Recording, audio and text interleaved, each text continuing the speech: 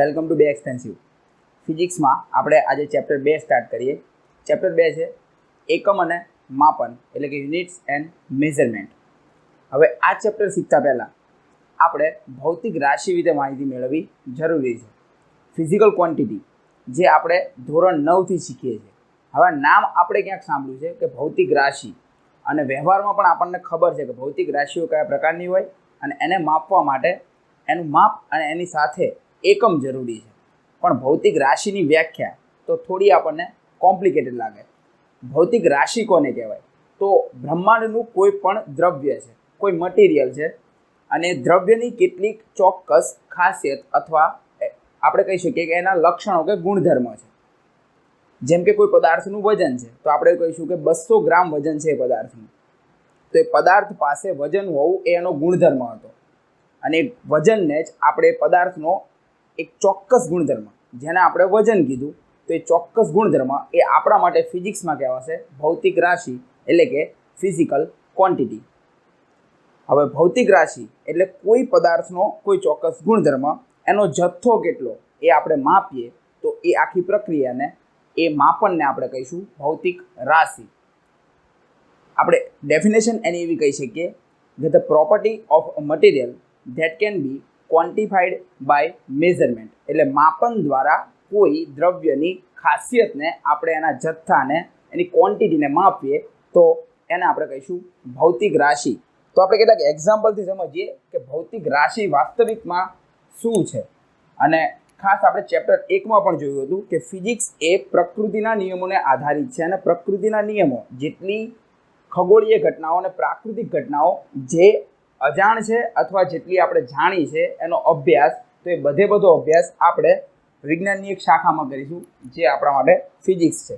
તો ભૌતિક રાશિ, તો આપણે કોઈ એક એક્ઝામ્પલ લઈએ કે આપણી પાસે કોઈ એક પદાર્થ એ બિંદુ આગળ છે અને એ પદાર્થ થોડું દળ ધરાવે છે. આપણે એવું માનીએ કે અહીંયા કોઈ એક મૂવિંગ ઓબ્જેક્ટ છે, મતલબ આપણે કહીએ કે કોઈ એક કાર છે જે પોઈન્ટ એ આગળ છે આપણી પાસે, અને પોઈન્ટ બી આગળ કોઈ ઓબ્ઝર્વર છે, એટલે કે અવલોકન કરતા પોઈન્ટ બી આગળ છે અને પોઈન્ટ એ આગળ રહેલી કારને જોવે છે.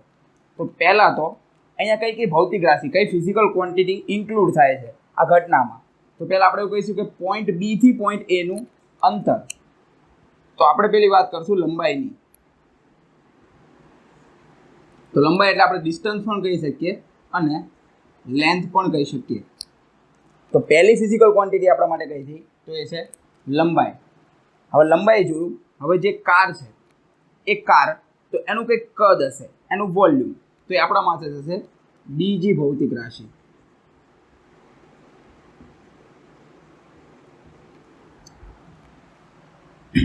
હવે કાર, તો એ કાર પૃથ્વીની સપાટી ઉપર એટલે કે સરફેસ પર કંઈક એરિયા કવર કરે છે, તો એ કાર સપાટી પર કંઈક ક્ષેત્રફળ રોકે છે, તો આગળ આપણે કહીશું ક્ષેત્રફળ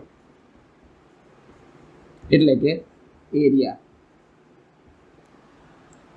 હવે ધારો કે આ કાર એ ગતિ કરે છે, મતલબ એ બિંદુ એ પોઈન્ટ એ થી પોઈન્ટ બી બાજુ આગળ વધી રહી છે, તો ગતિ કરતા પદાર્થ માટે આવશે વેગ.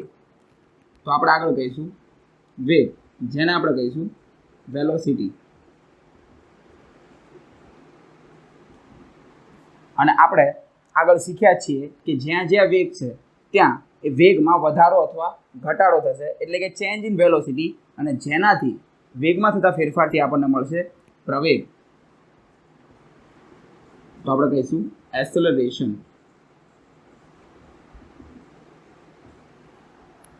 હવે કાર ગતિ કરે છે, તો કાર ચાલે છે એનાથી આપણને ખ્યાલ છે કાર એન્જિનના બળથી ચાલશે. તો આગળ એક નવી ભૌતિક રાશિ આપણને મળશે બળ.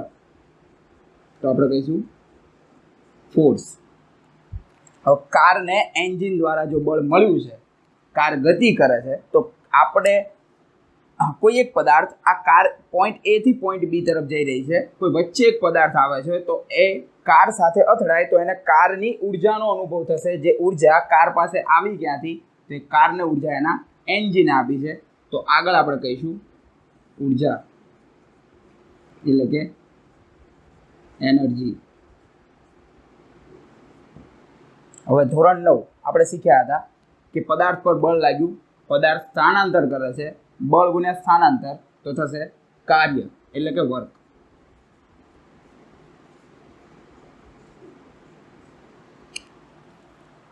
આપણે એ પણ શીખ્યા છીએ કોન્સેપ્ટ, ફરીથી આપણે થોડું યાદ કરી લઈએ કે ઉર્જા અને કાર્ય કઈ રીતે સંકળાયેલા છે. કોઈ વસ્તુ પર કાર્ય થાય છે, વર્ક ડન છે કોઈ વસ્તુ પર, તો એ વસ્તુ ઉર્જા મેળવશે. અને કોઈ વસ્તુ કાર્ય કરી રહ્યું છે, ધારો કે કોઈ વ્યક્તિ એ વ્યક્તિ બી ને ધક્કો મારે છે, તો ઉર્જા કોની વપરાય? તો આપણે કહીશું વ્યક્તિ એ ની વપરાય. કેમ? કાર્ય કોણે કર્યું આ ઘટનામાં? તો પણ કોણે કર્યું? વ્યક્તિ એ. એટલે કે જે વસ્તુ કાર્ય કરે છે એની ઉર્જા ઘટે, જે વસ્તુ પર કાર્ય થાય છે એની ઉર્જા વધે. અને જો કાર્ય આવે છે અને ઉર્જા છે તો આપણે કહીશું કે આ ઘટનામાં ક્યાંક પાવરની પણ વાત થશે.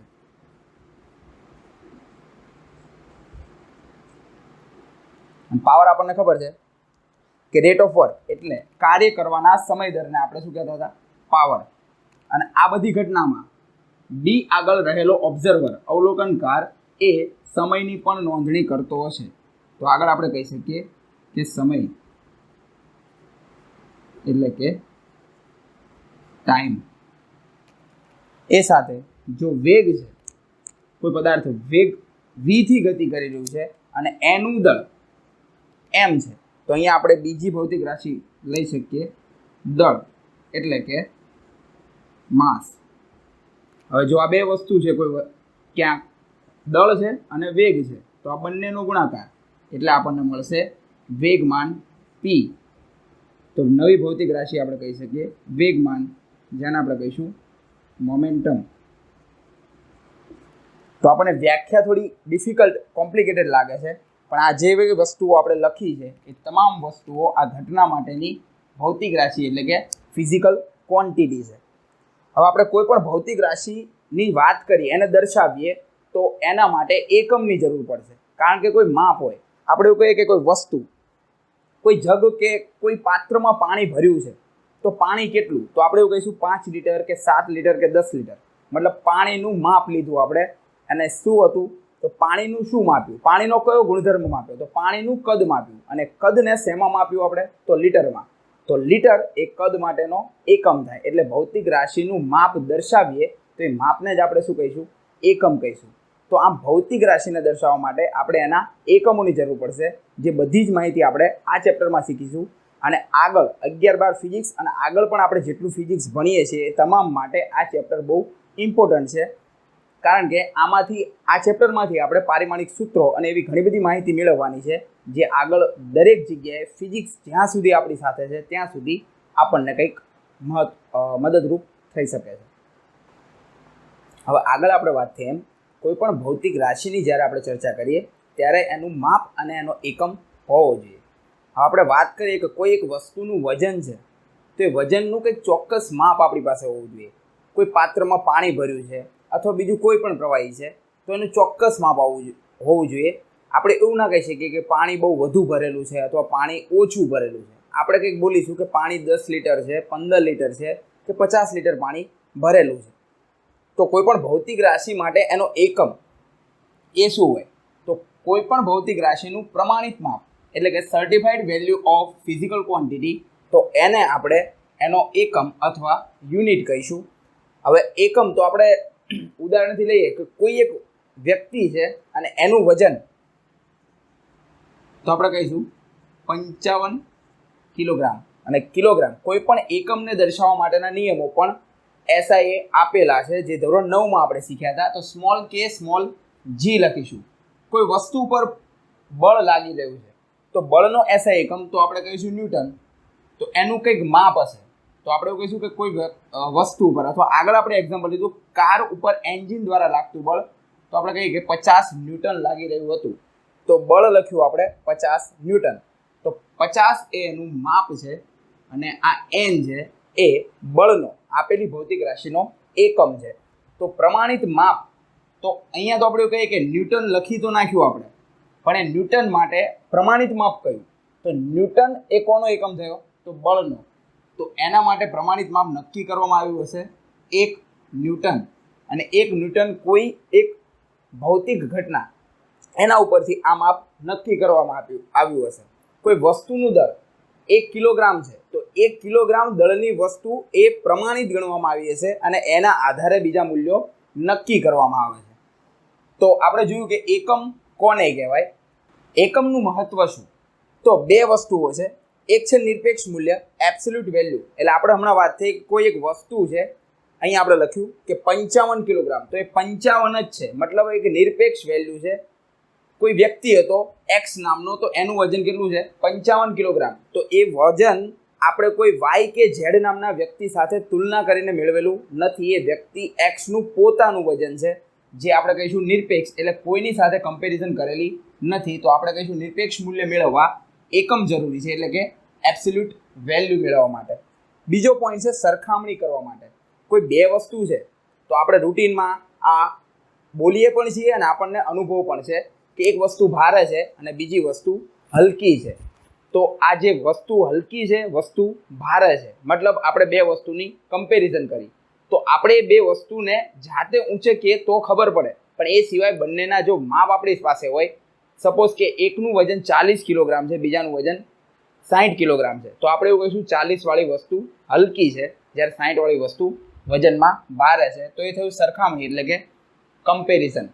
હવે આગળ આપણે જોઈએ કે ભૌતિક રાશિ, ફિઝિકલ ક્વોન્ટિટી એ કેટલા પ્રકારની હોય. તો આપણે ભણીશું કે ફિઝિક્સમાં બે પ્રકારની ભૌતિક રાશિઓ આપણે શીખીશું. પહેલી આપણે કહીશું, એને કહીશું મૂળભૂત રાશિ, એટલે કે મૂળભૂત ભૌતિક રાશિઓ, જેને આપણે કહી શકીએ ફંડામેન્ટલ ક્વોન્ટિટીઝ. અને બીજી આપણે કહીશું સાધિત રાશિઓ, એટલે કે ડિરાઇવ્ડ ક્વોન્ટિટીઝ. હવે આપણે ચેપ્ટર જેમ આગળ શીખીશું એમ આપણને ખ્યાલ આવશે કે મૂળભૂત અને સાધિત રાશિ એ બેમાં ફેર શું.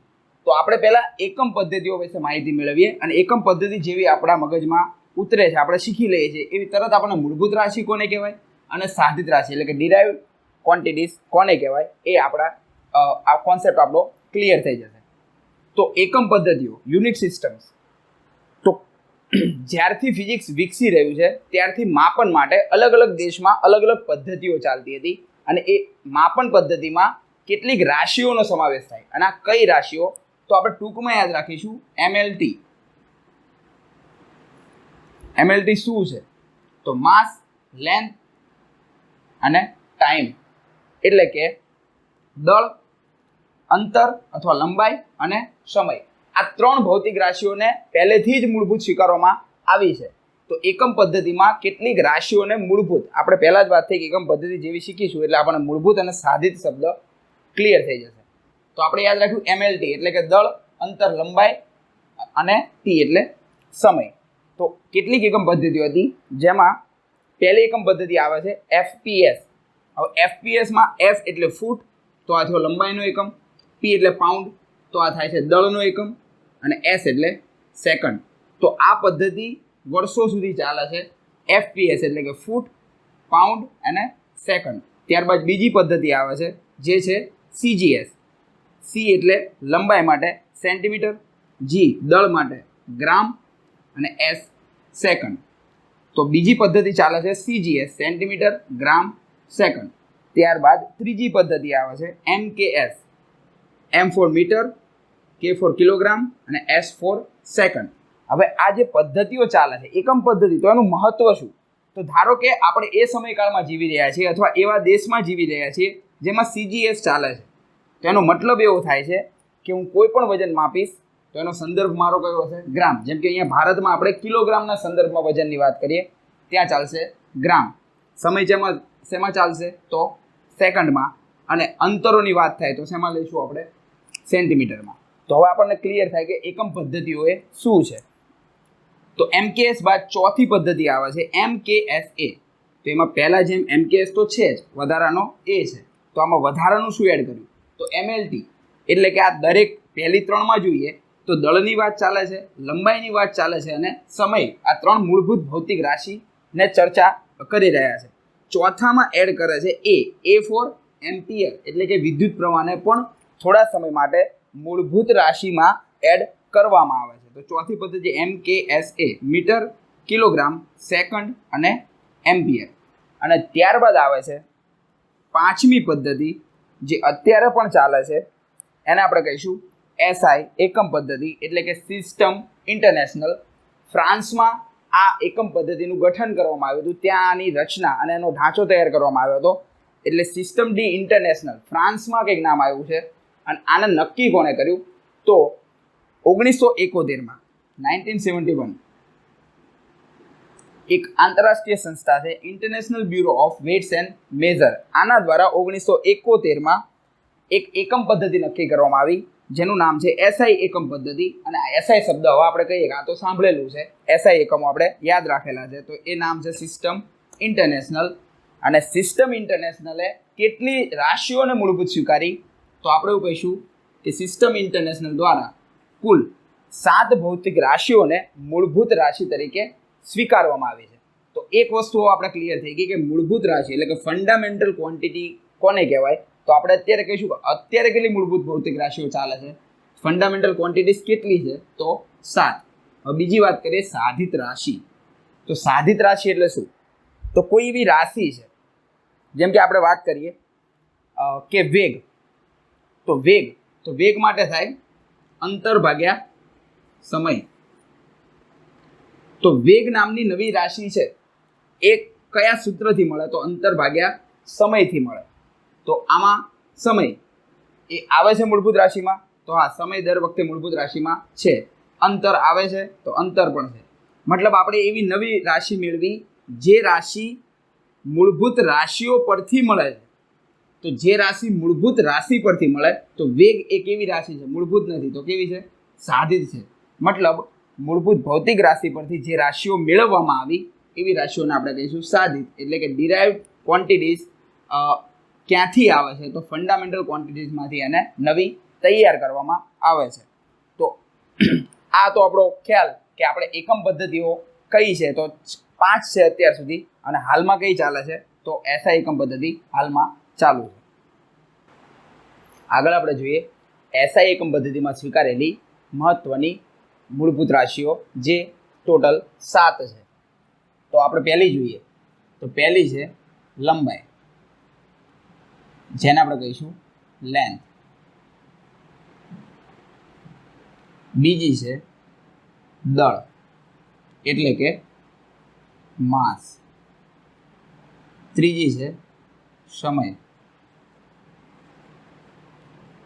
ટાઈમ. ત્યારબાદ છે થર્મોડાયનેમિક તાપમાન.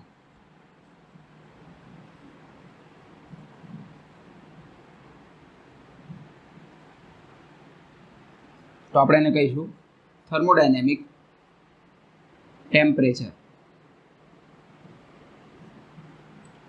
ત્યારબાદ છે વિદ્યુત પ્રવાહ. આપણે કહીશું ઇલેક્ટ્રિક કરંટ અથવા ખાલી કરંટ. ત્યારબાદ છે દ્રવ્યનો જથ્થો.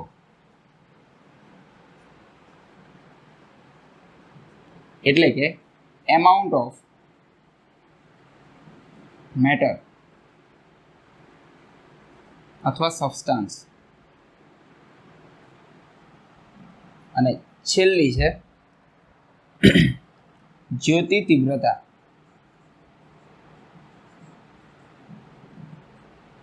તો આપણે એને કહીશું ઇન્ટેન્સિટી.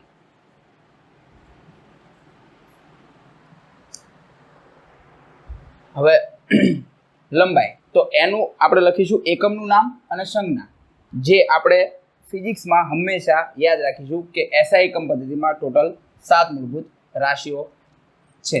પહેલી છે લંબાઈ, તો એકમનું નામ થશે તો આપણે કહીશું મીટર, જે આપણને ખ્યાલ જ છે. તેની સંજ્ઞા, એનો સિમ્બોલ કયો થશે? તો સ્મોલ m. દળ, તો દળ માટે થશે કિલોગ્રામ.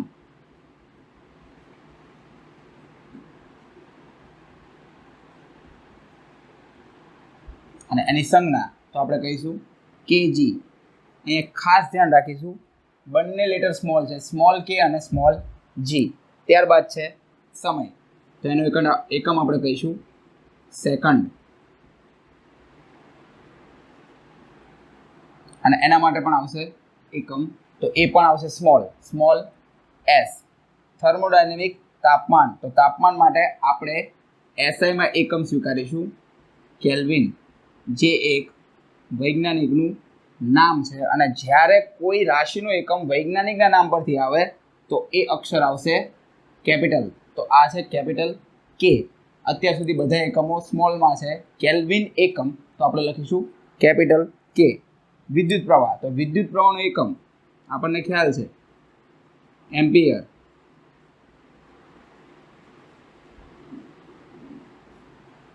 તો એમ્પિયર પણ એક વૈજ્ઞાનિકનું નામ, એના પરથી એકમ આવશે, તો લખીશું આપણે કેપિટલ એ.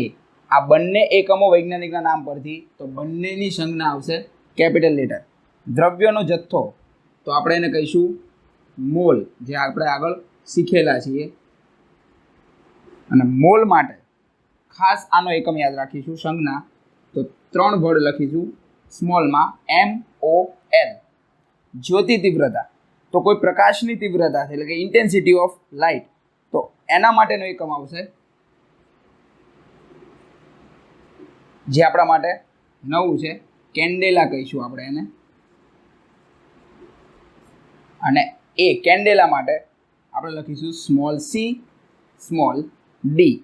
તો આમ ટોટલ 7 મૂળભૂત ભૌતિક રાશિઓ છે જેના એકમો આપણે જોયા, અને એની સંજ્ઞાઓમાં ખાસ 2 જ્યાં વૈજ્ઞાનિકનું નામ છે એ બંને સંજ્ઞાઓ કેપિટલમાં આવશે. અને ખાસ આપણા માટે એક નવું છે જ્યોતિ તીવ્રતા, જેનો એકમ છે કેન્ડેલા, અને આપણે એને દર્શાવીશું સ્મોલ સી સ્મોલ ડી. સીડી એટલે કે કેન્ડેલા, જે જ્યોતિ તીવ્રતાનો એકમ છે.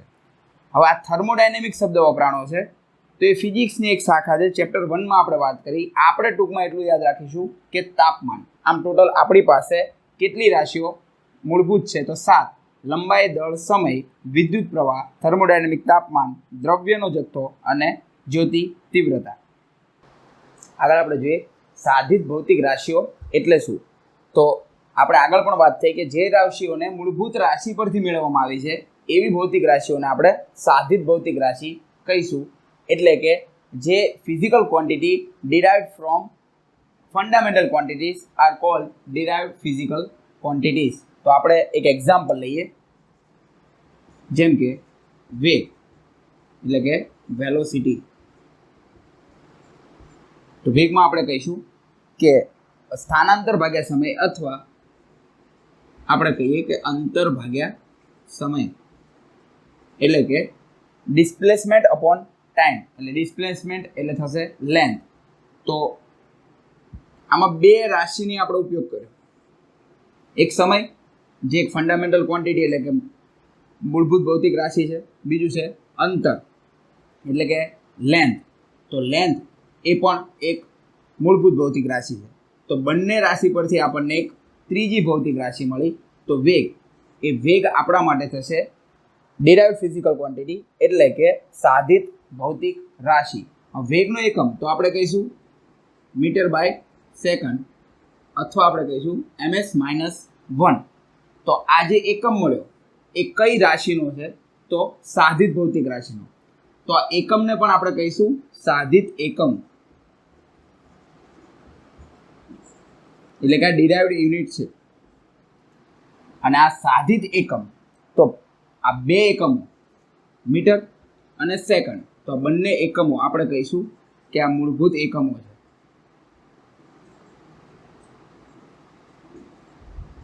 એટલે કે મૂળભૂત ભૌતિક રાશિના એકમો તો મૂળભૂત એકમ, અને સાધિત ભૌતિક રાશિના એકમો તો સાધિત એકમ. એટલે આપણે એવું કહી શકીએ કે સાધિત ભૌતિક રાશિના એકમને આપણે શું કહી શકાય? તો સાધિત એકમો કહી શકાય. આપણે બીજું એક એક્ઝામ્પલ લઈએ, પ્રવેગ એટલે કે એક્સેલરેશન.